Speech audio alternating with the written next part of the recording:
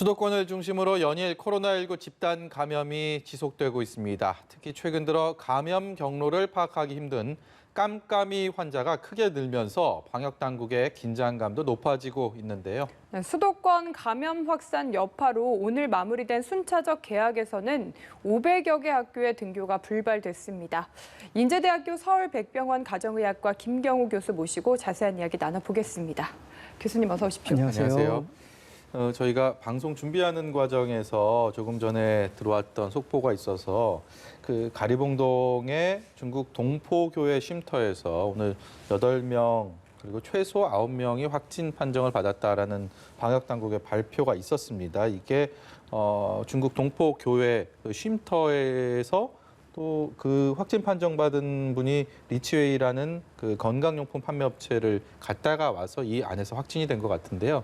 확진자들 보니까 되게 다 거의 대부분 70대 이상의 고령자들입니다. 그만큼 좀 우려할 수 있는 요건들 다 갖췄다 이런 생각이 드는데 어떻게 보십니까? 네, 맞습니다. 일단 감염되신 분들의 연령대가 60세, 70세 또 80세 분들 예. 계셔가지고 좀 우려되는 상황이 되겠고요. 또 이분 같은 경우에는 그 리치웨이를 다녀오시고 나서 6월 3일부터 자가격리 중이다가 이제 최근에 다시 검사에서 확진 나오신 분인데요. 그 6월 3일 이전에 전파가 됐었을 가능성이 높겠고. 네. 그렇게 되면은 이미 지금 8분 이외에도 추가적인 2차 감염이 또 충분히 일어날 수가 있거든요. 네. 그래서 그 쉼터, 교회 중심으로 생겼을 수도 있고 또 그분들의 가족들, 그래서 지역사회 그 가리봉동 일대 지역사회 감염, 특히 이제 교포들끼리 긴밀한 접촉들이 많고 식사도 같이 하고 모임이 많았다면은 네. 추가적인 감염 위험성이 높을 것 같아서 이제 네. 신속한 역학조사를 통해서 밀접 접촉하신 분들은 빨리 검사를 받고 또 추가적인 격리 조치가 있는 것이 감염 확산을 좀 막을 수 있는 지금 좀 주의가 좀 필요한 상황으로 보입니다. 이 쉼터라는 곳이 일단은 뭐 종교 행사라는 종교 교회라는 곳이 사람들이 많이 또 밀집해 있는 부분에다가 또 쉼터라는 곳은 더 마찬가지로 그 안에서도 더 밀집되는 성향이 있기 때문에 그만큼 좀 더 앞으로도 주의 깊게 또 확산 우려가 더 있다 이렇게 봐도 큰 무리가 없겠죠.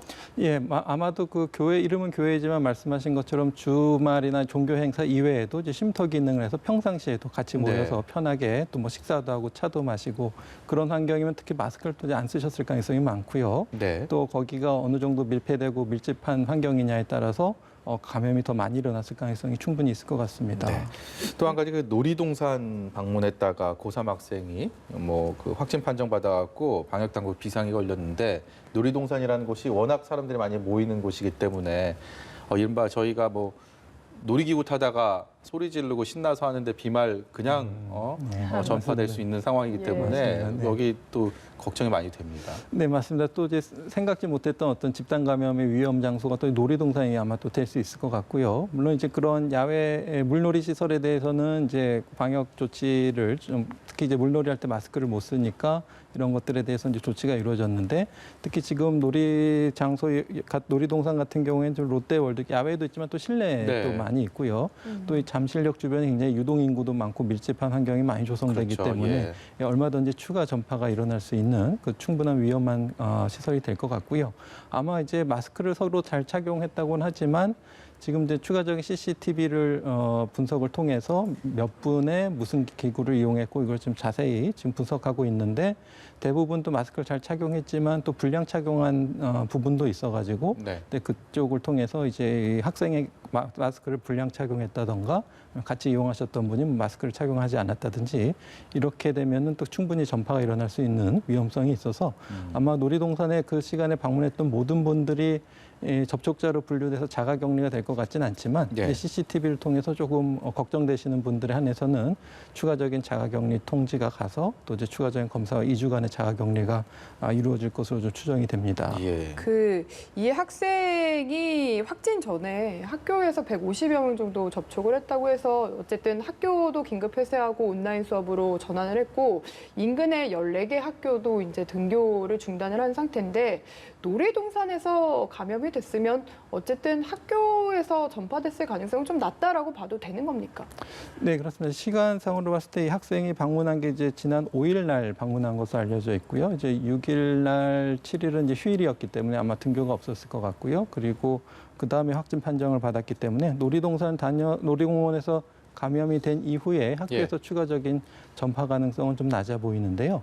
근데 이 학생의 감염 경로가 지금 조금 모호한 부분이 지금 진행 중이긴 하지만 그 5월 25일에 기침과 인후통 증상이 있어서 1차 검사를 이미 한번 받았다고 합니다. 근데 네. 그때 검사 이제 음성이 나왔기 때문에 이때 증상은 그 코로나랑 관련은 없을 것으로 생각이 되는데 문제는 그 6월 5일 날 놀이공원을 방문했는데 이 학생이 이제 검사를 받게 된 계기가 그 롯데월드 근처에 몰에 확진자가 나왔기 때문에 받았다고는 했는데 이 몰에 그 확진자가 나온 일자는 사실 또 이제 5월 30일 성남시 20대 가천대 학생이 방문한 날이 5월 30일이거든요. 네. 또 그 전에도 송파구 주민이 이제 롯데마트 주변을 또 방문하신 적이 있는데 시간 차이가 좀 많이 나서 그렇네요. 시간이 겹치지 않기 때문에 어떻게 감염된 건지 아직 좀 확실하지가 않은데 아마 이 학생이 아마 롯데월드 이 놀이동산 이외의 장소에서 또 감염 시기도 좀 불분명해서 그 전에 감염됐다든지 그랬을 가능성이 좀 충분히 있어서 네. 역학조사가 좀 필요할 것 같은데요. 만약에 한참 전에 감염됐다가 저희가 이제 음성 판정을 2번 받았다가 나중에 이제 죽은 바이러스 찌꺼기가 나오면서 양성이 나오신 분도 간혹 있었는데요. 예. 이제 그런 사례라면은 이제 특별히 양성이 나오더라도 감염력은 높지는 않았을 것 같은데 지금 언제 어디서 감염됐는지가 좀 굉장히 불분명해서 이제 좀 추가적인 역학조사 결과 좀 기다려지는 상황이 되겠습니다. 교수님, 제가 좀 코로나19 사태가 이제 뭐 확산되고 저희가 이런 뭐 대담을 한 지가 굉장히 꽤 오랜 시간이 지났는데 좀 근본적인 질문을 좀 드리고 싶은 게 있습니다. 지금 이 학생 관련해서도 학교에서 뭐 150여 명이랑 접촉을 했다. 그리고 어디서 확진자가 나오면 그곳을 방문했던 사람들은 와서 검사를 받아라. 이제 뭐 각 지자체별로 또 문자 메시지도 오고 하는데 이 접촉했다라는 개념이 이 150여 명을 이 카운트하는 데 있어서 접촉했다는 개념이 어떤 겁니까? 이게 뭐 이 사람이랑 직접적으로 뭐 이른바 스킨십이 있었던 건지 아니면 반경 몇 미터 안에 있어야 되는지 이런 접촉의 개념 아니면 같은 공간에 있으면 무조건 접촉자가 되는지 뭐 이런 부분들이 좀 궁금하거든요. 근본적으로 만약에 네. 내가 그 시간에 거기를 갔었다 하더라도 굉장히 거리가 멀 수도 있고 아니면 네. 바로 앞에서 있을 수도 있는데 그것도 확실하지 않지 않습니까? 어떻습니까? 네, 맞습니다. 그래서 전에 이제 밀접 접촉자냐 그냥 일상 접촉이냐를 분류해서 밀접 접촉자만 했는데 이제 그 구분이 없어지고 그냥 접촉자로 다 분류해서 접촉자로 분류되시면 검사를 받고 자가격리 의무적으로 예, 하시게 예. 이렇게 바뀌었는데요.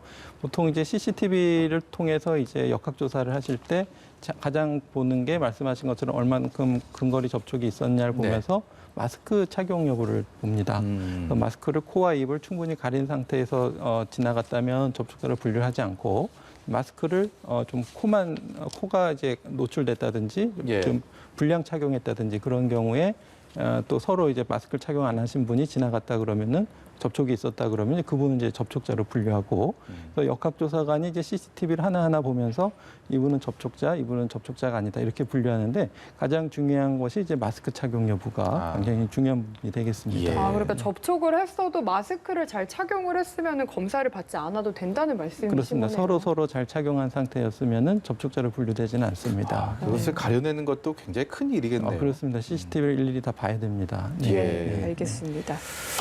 저희 신규 확진자 얘기 좀 해보겠습니다. 이제 올해 38명 지역사회 감염자가 많습니다. 그리고 대부분의 감염자가 수도권에 집중돼 있습니다. 이 같은 상황은 어떻게 진단하고 계십니까? 네, 처음에 이태원발 클럽 사건을 통해서 이제 학원 강사를 통해서 쭉 동선 추적하면서 쿠팡 물류센터까지 나왔는데요. 지금 발생하는 양상은 이제 동시에 여기저기 산발적으로 소규모 집단, 뭐 10명, 20명씩 계속 발생이 되고 있는데요. 네. 아마도 이제 초반에 비해서 이제 5월 말 이때는 우리가 이제 찾아내지 못한 감염원에 의해서 N차 감염이 지역사회에 이미 널리 이제 퍼져 있다라고 봐야 될 것 같고요. 그것이 이제 동시다발적인 산발적인 감염으로 나타나게 되어 있는데요. 예. 일단은 지금 확진자 수 자체도 중요하지만 지금 확진자가 나타나는 양상이 우리가 모르는 감염원에 의해서 여기저기서 발생을 하고 속도가 매우 빠르다. 네. 그리고 또 감염되는 사례들을 보면은 감염 경로를 못 찾는 경우도 있고 또 확진자와 겹치는 동선이 뭐 식당에서 그냥 같이 뭐 옆에서 그냥 식사를 했는데 감염됐다든지 이렇게 또 뭐 마스크를 잠깐 내린 상태에서 10분 대화를 했는데 감염됐다든지 굉장히 사소한 접촉으로도 충분히 방역 조치를 지키지 않으면 감염되는 사례들이 많아서 네. 지금 수도권에 이렇게 인구가 밀접되어 있고 또 접촉자도 많고 속도도 빠르고 이런 것들이 지금 가장 우려되는 사태가 되겠는데요. 지금 확진자 수가 계속 50명에서 지금 30명대로 나왔지만은 또 약간 줄다가 또 어떤 대규모 집단을 만나면 또 뭐 소규모 집단이라고 하더라도 수십 명씩 또 금방 또 늘어날 수 있는 사태가 네. 돼서 지금 하고 있는 방역 조치로는 물론 이제 대규모 확산으로 번지지는 않고 있지만 네. 충분히 좀 통제가 되지 않고 있는 점이 조금 우려스러워서 지금보다 조금 더 나가는 뭔가 좀 더 강도 높은 조치라든지 또 전 국민이 다 함께 참여하는 그런 조치가 필요할 텐데 최근에 발생하는 것은 이제 5월 28일, 5월 25일, 5월 말에 이제 주로 이제 접촉이 일어난 사건들이 많이 있는데 그때쯤이면은 이미 그 쿨팡 물류센터로 인한 대규모 감염이라든지 예. 또 원어 성경 연구회 모임 양천구에 있었다든지 예. 그런 집단 감염이 보고되면서 좀 방역 수칙 준수를 좀 당부하던 시절이었는데 그때도 이제 조금 지키지 못한 분들로 인한 감염이 좀 계속 나타나고 있거든요. 네. 그래서 방역 당국에서도 계속 이제 이번 주가 고비라고 하는데 이제 우리가 행정적인 조치로 할 수 있는 것은 한계가 있기 때문에 전 국민들께서 다시 한번 방역 수칙을 철저히 지키시고 밀집 밀폐되고 밀접한 접촉이 있는 모임에는 가급적 가지 않는 것이 지금 모든 국민의 참여가 필요한 시점이 되겠습니다. 근데 사실은 그렇게 말로만 해서는 지키기가 쉽지 않습니까? 그렇다 네, 보니까 맞습니다. 예. 저희가 4월 말 5월 초쯤 아마 기억하실 겁니다. 그때 고강도 사회적 거리두기 막바지쯤인데 그때 거의 확진자 수가 0명대로 떨어졌거든요. 그래서 다시 생활 방역에서 고강도 사회적 거리두기로 돌아가야 되는 거 아니냐라는 의견도 일부에서는 있는 것 같습니다. 이 의견에 대해서는 어떻게 생각하시나요?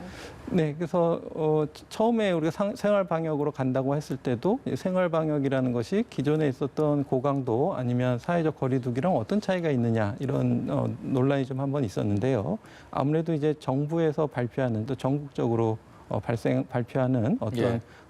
특히 이제 다중이용 시설에 대한 운영이라든지 운영을 중지하고 제한하고 그 정도 차이가 있었고 예. 전 국민들의 이제 어떤 지키셔야 되는 기본적인 방역 수칙, 마스크 착용하시고 손 위생하시고 충분한 거리두기 이거 개인 생활 방역 수칙은 계속 유지하는 상태거든요. 그래서 생활 방역이라고 하더라도 이제 개인이 잘 지키셔야 되는 부분이 있고 이제 그런 강화된 사회적 거리두기의 선언은 아무래도 이제 정부에서 전국 단위로 선포하는 그런 행정적인 명령적인 의미가 있기 때문에 지금처럼 이제 수도권에 주로 이제 집중돼서 나타나는 이러한 그 감염 증가에 대해서는 지자체별로 각 고위험 시설별로 좀 선택적으로 강화된 조치를 좀 발표하는 지금처럼 하는 행정 조치에다가 아무리 이제 정부가 강하게 하더라도 전 국민들께서 다시 한번 우리 총선 때를 기억하시면서 모든 분들이 다시 한번 개인 방역 그리고 공동체 방역에 다시 한번 참여하시는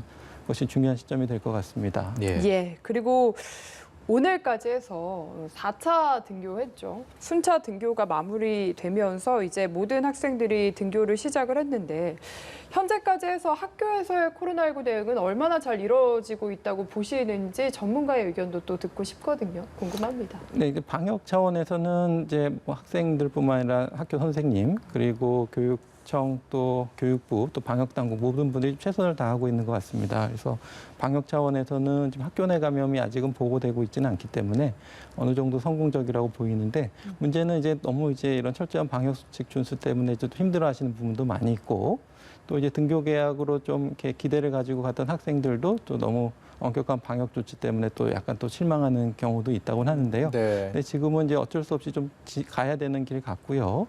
이제 아무래도 지역사회 감염 위험이 높아지게 되면은 학교 방역도 이제 결국은 빈틈을 통해서 학교 내에서 감염자가 생길 수도 있거든요.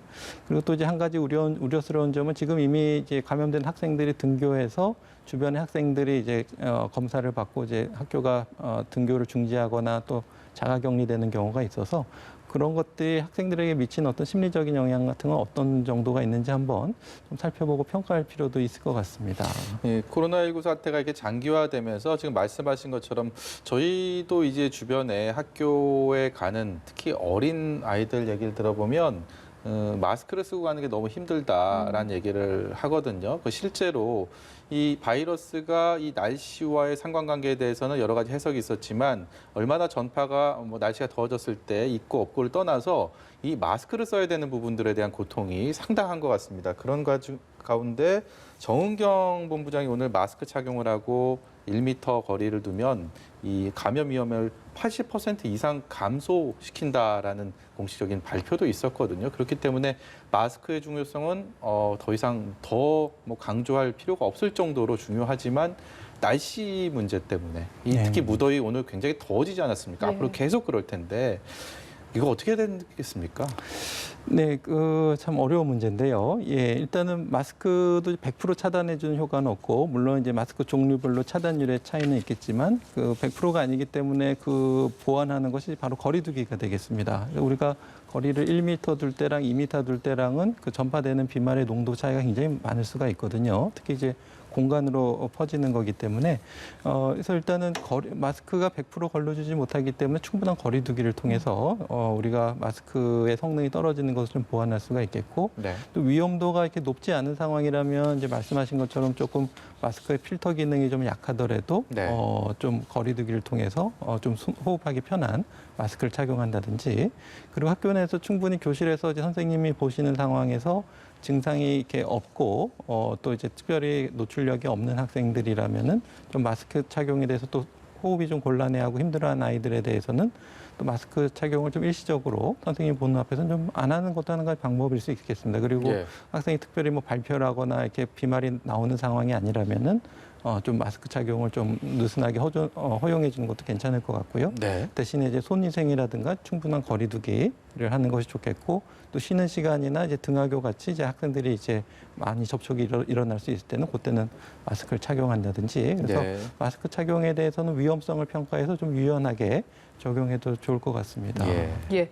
그리고 코로나19 내가 걸렸나 싶어도 사실은 비용 때문에 받기가 쉽지 네, 않지 그렇습니다. 않았습니까? 네, 그런데 서울시가 증상이 없더라도 코로나19 검사를 받기를 원하면 매주 1,000명을 선정을 해서 무료로 검사를 실시를 한다고 합니다.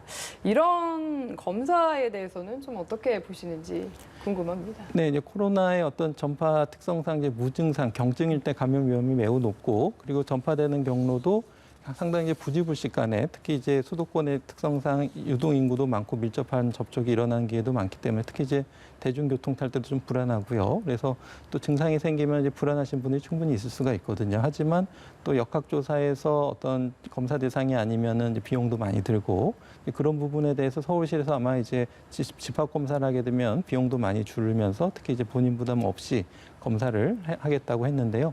아마 이제 무증상기 때 이렇게 딱 찾아내서 검사하기에는 그 시간이 또 타이밍이 중요하기 때문에 네. 그 타이밍을 딱 맞춰서 확진자를 찾아내긴 좀 어려울 것 같고 다만 말씀하신 것처럼 이제 불안이 좀 심하다든지 또 그리고 음성인 것이 검사가 필요하신 분들 특히 이제 취약계층을 돌본다든지 또 어린아이들에게 뭐 학원 강의를 한다든지 그런 분들에게서 이제 음성인 것이 필요하신 분들에게는 좀 유용한 검사가 될 것 같고요. 예. 만약에 이제 1,000명 중에서 이제 한 명꼴로 계속 나온다 그러면은 물론 이제 대표적인 표본 집단은 아니지만 확률이 뭐 1,000명 중에 한 명꼴로 감염이 됐다면 서울 인구가 1,000만 명이기 때문에 10,000명의 네. 조용한 전파가 있다는 뜻일 수도 있거든요. 근데 물론 이제 1,000명씩 매일 해가지고 나올 가능성은 많지는 않지만은 무증상 대상자를 해서 그 중에서 양성이 어느 정도 양성률이 나오냐에 따라서 우리가 지금 모르고 있는 어떤 감염률 같은 것도 좀 추정해 볼 수는 있을 것 같은데요. 네. 아무래도 좀 주 목적은 이제 좀 무증상 초기 조용한 전파를 좀 차단하는 여러 가지 시도 중에 하나가 될 수 있을 것 같고 이제 이렇게 1,000명에 대한 무증상 선제 검사뿐만 아니라 다양한 좀 스크리닝 검사들을 통해서 서울시에서 지자체에서 좀 그런 것들을 많이 좀 시도를 해가지고 찾아내는 노력들을 하는 것이 좀 필요할 것 같습니다. 그 진단 키트로 세계적인 호평을 받은 K 방역이 이제 또 무료 검사라는 걸로 또 다시 놀라게 하는 그런 상황을 저희가 맞고 있습니다. 지금까지 교수님이랑 이렇게 방역, 보건 뭐 이런 얘기들 중심으로 말씀을 나눴는데 보건 의료 행정에 대한 얘기를 좀 해보려고 합니다. 다름이 아니라 얼마 전에 이제 정부에서 질병관리본부를 질병관리청으로 승격을 하겠다라는 것을 발표를 했고 그 이후에 논란이 계속 보건의료 행정 관련돼서 있었습니다. 말씀인즉슨 그 핵심 연구기관인 국립보건연구원을 질병관리청이 아닌 보건복지부 산하로 이관을 시킨다. 이게 오히려 뭐 무늬만 승격 아니냐. 질병관리, 어떤 감염 관리에 있어서의 연구 기능을 좀 빠지는 것이 아니냐라는 비판도 많이 나왔습니다. 아직은 뭐 관련돼서 협의 중이다라는 게 정부의 입장인데 어떻습니까? 현장에서 느끼시는 이 같은 변화 흐름에 대해서는 어떤 견해 갖고 계십니까? 네, 우선 그 질병관리본부는 전 국민들이 다 아시는 것처럼 매우 전문성을 가지고 있고 경험도 있고 또 본부장께서 굉장히 그 헌신적으로 잘 대처를 하셨고요. 모든 또 투명하고 신속하게 위기 소통을 또 잘하시고 전 국민들의 인정 또 전문가들도 인정하는 부분이 되겠고요. 네. 그렇게 또 전문적이기 위해서는 이제 그 본부장도 충분히 좋으신 분이어야 되겠지만 또 어떤 정책을 결정하고 할 수 있는 연구기관이 또 뒷받침이 돼야 될 것 네. 같은데요.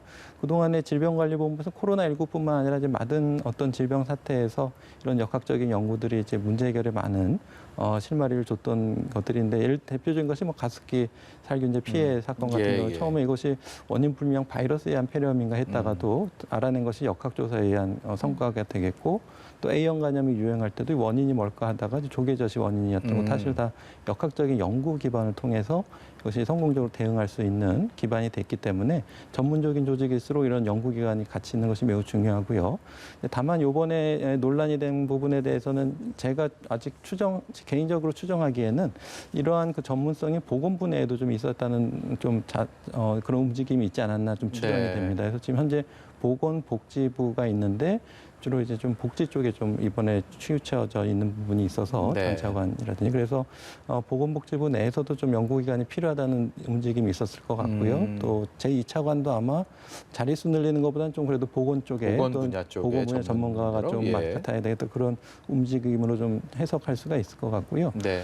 다만 이제 앞으로 이제 코로나 이런 전국은 계속 앞으로 몇 년간 계속 지속될 것 같고 향후 2022년 3월이 또 선거가 있는데요. 이제 그때까지 계속 감염병 관리가 이제 화두가 될 것 같은데 네. 제 생각에는 좀 보건부를 조금 더 전문적으로 만들기 위해선 여러 가지 방법이 있을 텐데 그동안 또 많이 논의됐던 게 이제 보건부와 복지부의 분리가 있거든요. 그래서 보건부를 따로 분리해서 보다 전문적인 조직으로 만들고 복지부도 이제 중요한 부분이기 때문에 여성가족부하고 또 이렇게 같이 할 수도 있겠고요. 그래서 네. 복지 쪽과 보건 쪽을 좀 나눈다든지 해서 보건부 내에서도 이제 전문적인 어떤 대응 능력이 필요한데 코로나19 사태를 봤을 때 우리가 감염병에서 전문적으로 대처하기 위해서는 어떤 감염병 의료 시설 장비 인력도 굉장히 중요한 부분이 되겠는데요.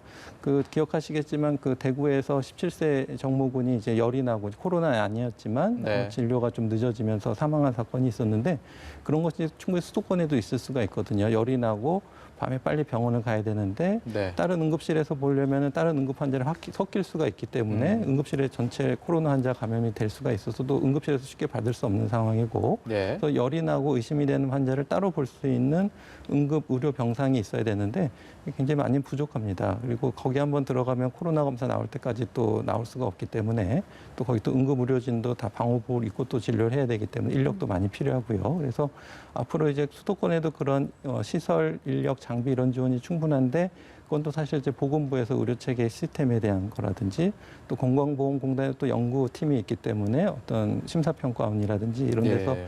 의료체계나 의료 서비스에 대한 연구를 통해서 또 계속 좀 개선된 대응 체계가 나와야 될 것 같은데요.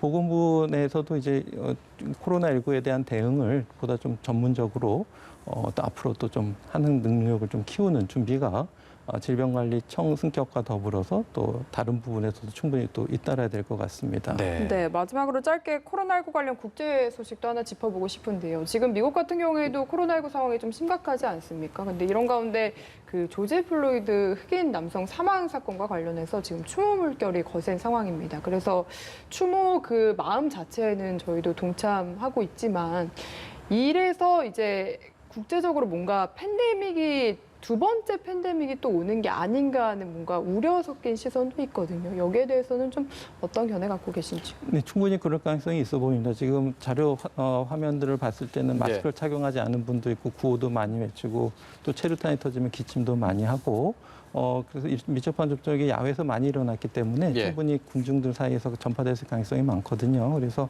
아마도 이제 어떻게 될지 모르겠지만 뉴욕시에서는 참여하신 분들에서 검사를 독려하고 있는데 아마 이제 확진자가 추가로 늘어날지 좀 잘 지켜봐야 될 것 같고 좀 우려되는 부분이 되겠습니다. 우리나라 같으면 무료 검사를 해줄 텐데 미국은 뭐 그런 상황이 아니니까요. 예. 오늘 말씀 여기까지 듣도록 하겠습니다. 지금까지 인제대 서울백병원 가정의학과의 김경우 교수였습니다. 고맙습니다. 네, 감사합니다. 감사합니다.